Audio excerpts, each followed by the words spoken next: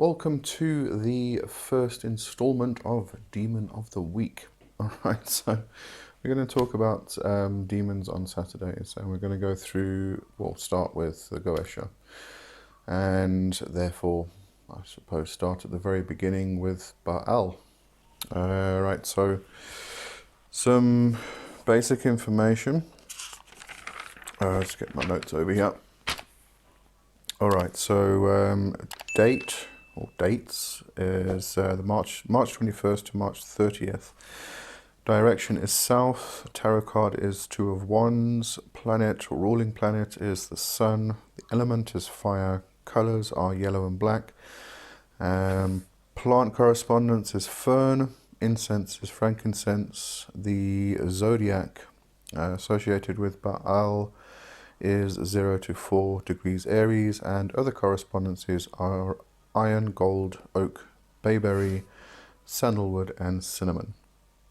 Alright, so if you're going to the Goetia, the original Solomonic grimoire, it mentions that Baal makes men invisible. And I think this is the main thing. It's the main thing I want to focus on today regarding Baal. Some other things, Connolly mentions that Baal is the fire part, or possibly the fire part of Baal, or Baal. He rules the fire festivals, so there's a possible connection with the god Bael here. Brings together friends, can spark creativity, and because of that creative aspect, is very good to contact for wealth revolving around creative projects. VK Jahannam mentions also teaches witchcraft, aids in astral projection and shape-shifting in dreams. Bear that in mind, because we're going to come back to the shape-shifting in dreams and the invisibility part. Reconciliation with friends, increases witch's influence over people. In other words, makes the witch come across as more noble and impressive. Then we also have Corwin Hargrove, who mentions about Baal a few things. Firstly, compel silence. So this is to make sure that someone keeps your secrets. If you've got a person who's a bit of a blabbermouth and they found out your secret, you can compel them to actually keep your secrets. Proceed with stealth. This comes back to invisibility. For apathy. So basically, in this context, make someone lose interest in your work. So, you know, if you've got a competitor or an enemy or something who's just getting in your face about your work and your business and trying to bring you down, then you create apathy in them, and this will help to just get rid of them, really, because they don't really give a damn anymore. Also, the secret veil, keep secrets from people, hide your mind. This comes back again to invisibility, but very good for cloaking things. If you have something specific or very valuable in your house, for instance, and you want to make sure that is safe no matter what happens, then you can cloak it. And if, God forbid, you have a burglary, somebody breaks in and steals everything, they'll probably completely gloss over this one item because it's been cloaked in invisibility. And lastly, cause anxiety in an enemy. Again, that comes back to competitors and enemies and creating apathy. So you can create apathy and you can create anxiety in your enemies. All right, so, Baal's N is Ayer Secore Onka Baal. Or Bael, in this case. Alright, so to come back to invisibility and shape-shifting in dreams.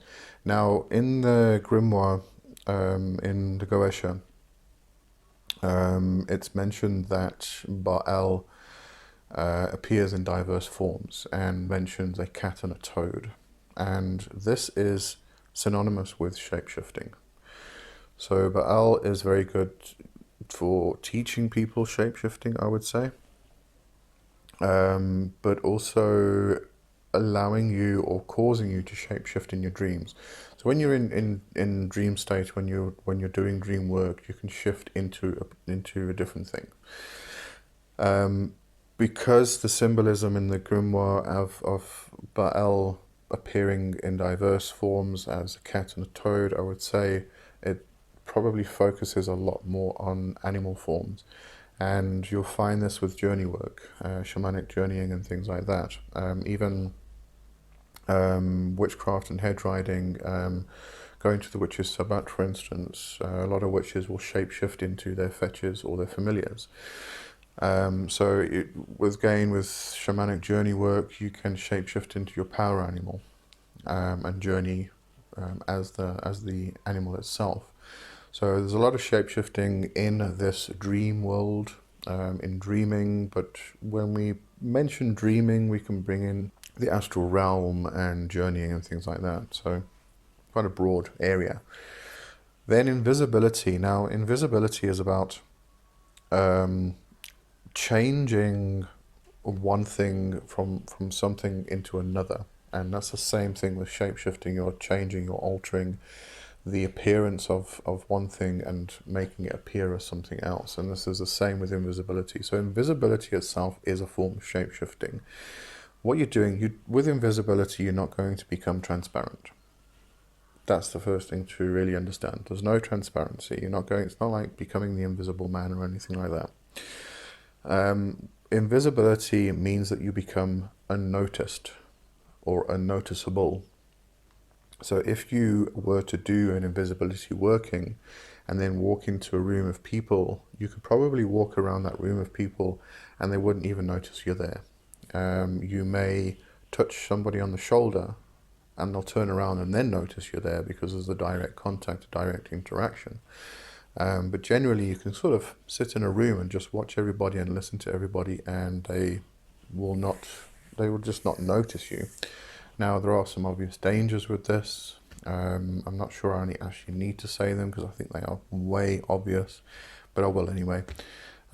If you do an invisibility working, you go out in public, you could get yourself into a very dangerous situation. If you walk across a street and there's a car coming, the driver's not going to notice you and he's just going to hit you, which can obviously be detrimental to your health. So don't do anything silly like that. If you are going to experiment with invisibility, make sure you are in a safe environment when you're doing it and no harm can come to you. All right. But invisibility is basically the same as shapeshifting. You are altering the perception of you into something different. So you are cloaking yourself so that people cannot notice you. They do not notice you in a room or wherever you are. So I actually remember reading many years ago, it was actually when I first started practicing witchcraft, there was a book I was reading about auras. And there was actually a chapter in there about invisibility. And if I remember correctly, it was mentioned that you transform your aura into like a cloud. And because of this, light doesn't actually get through the aura, it bounces off the aura. So it doesn't get through the aura and refracts off your physical form in order to relay that back to a person's eyes, and it gets interpreted by the person's brain, which then forms this image of you. So light hits the aura and then is refracted, and therefore a person can't see you. So there are various different ways to look at this invisibility thing, but basically it is about transforming. It's about shapeshifting. It's about changing so that you become unnoticed. Alright, so that's it for the first week with Bael. So we'll continue on, and the next one, if I remember correctly, is Agares. Let me just check. Yes, Agares. So we will go on to Agares next week. Have a great one, and I'll see you then. Cheers for now.